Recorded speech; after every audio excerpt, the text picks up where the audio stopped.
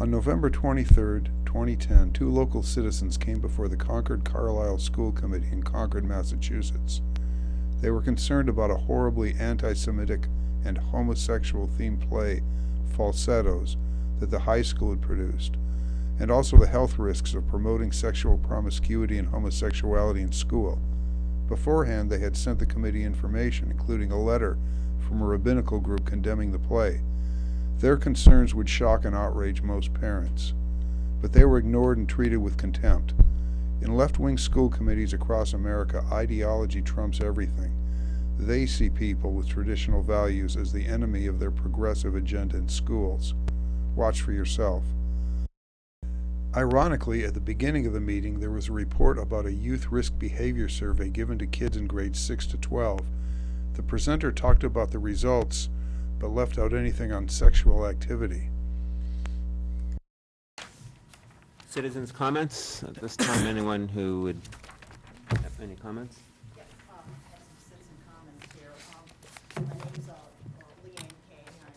You need to come up to a microphone. Excuse me. Yes, the microphone's right there for you. Oh. Yeah, thank you. Thank you. I want to mention that this survey that you just heard a report, was just reported upon, I think could be improved slightly.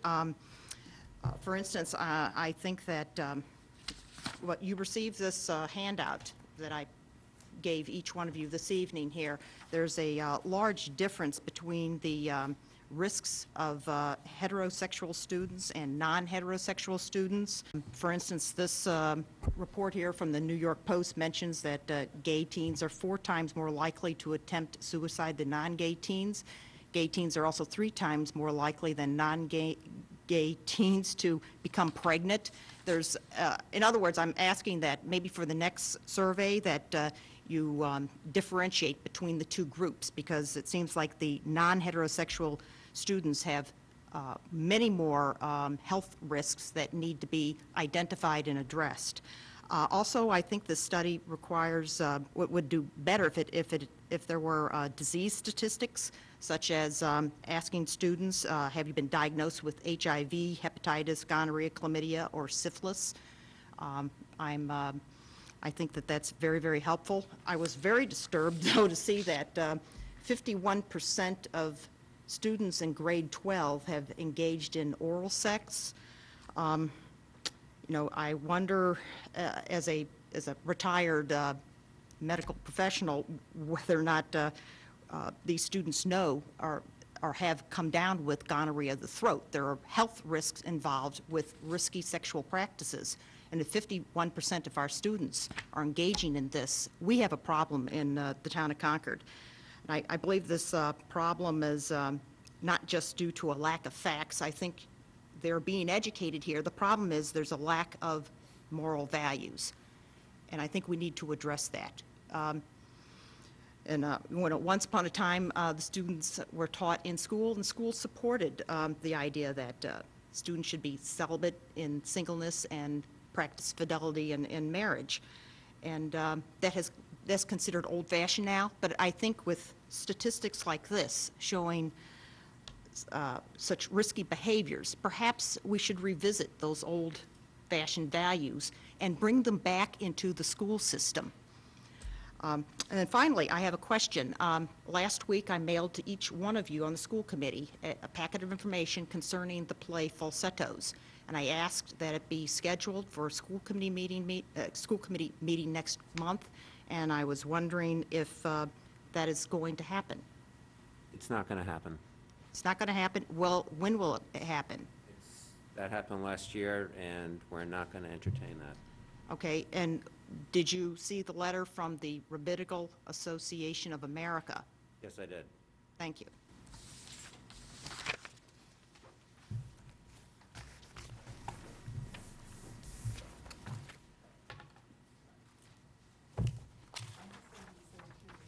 Oh, please. Yep.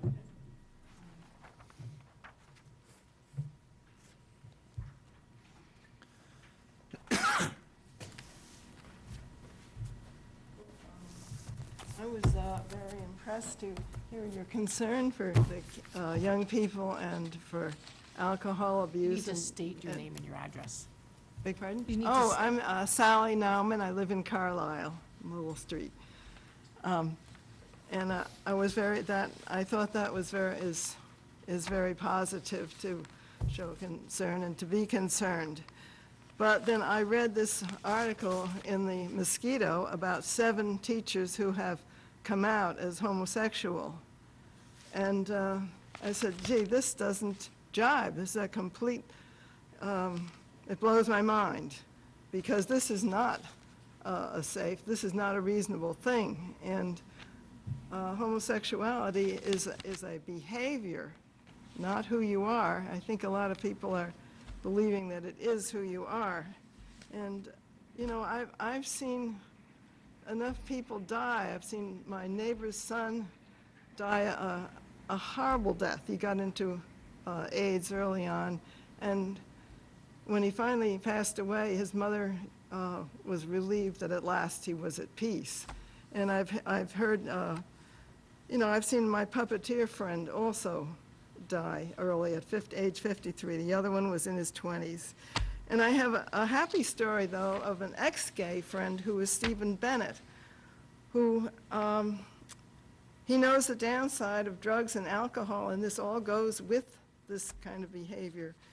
But he was lucky enough to have somebody help him, and he has left the whole lifestyle, he's left it behind, forgot about it. And he now runs a ministry in Connecticut, helping people who want to leave homosexuality. And he tells me that he gets about 1 request a week. So that is a happy story. But sending teens, telling teens and advising them, troubled teens, that you might be homosexual, why don't you try it, go to the Gay Straight Alliance, you're sending them straight into drugs and alcohol and a behavior that for boys is a death sentence. It's anal sex is what it is. And the body is not designed for that. You read Dr. Diggs, his report, you look at Sadanova's writing, and many, many people, I've listened to many lectures and read many books on it, and it's clear that it is a behavior, it is very risky, very dangerous. Kids don't have to get into it, nobody has to get into it, and they really need advice not to get into it. Now, Mr. Atlas, this is the second one. He also, a graduate of Concord-Carlisle, Allison Lobron, wrote an article in the Boston Globe about people coming out, a student here, Russell Peck, and also about Mr. Atlas. And now he claims that he's lost all Ma'am, his we're college not gonna- friends to AIDS. We're not going to discuss the teachers in this session. That isn't appropriate. Well, I wish you would concern yourself with the advice he's giving them. He But said, again, this isn't the appropriate forum for that. I'm sorry. what is an appropriate forum? Write a letter to the principal, Yeah, you Mr. can write a Vidal. letter to the principal if you have concerns. Mr. Vidal. But he doesn't pay any attention. And the same as with the show Falsettos, which was so anti-Semitic and promoted people dying of AIDS, and they said they'd do it again. They'd have breaking up families. Why do we have to have this kind of thing Ma'am, I'm going sorry. You've No? exceeded the 3 minutes. We appreciate you coming forward. Well, I found it outrageous that this is going on, and that this is what my taxes are going for. And I don't have kids in the school, but people who have kids in the school say they can't come because then their kids will get bullied. So anyway, thank you very much. Thank you. Motion to adjourn? Second. All in favor? Second. All in favor for the region? Aye. All in favor for CPS? Aye. Thank you. Happy Thanksgiving, everyone. Yes, have a wonderful holiday. Have a good trip. Peter, have a good Diana, have a safe trip. Yeah, yeah. Take care. Yeah, I know. Sure.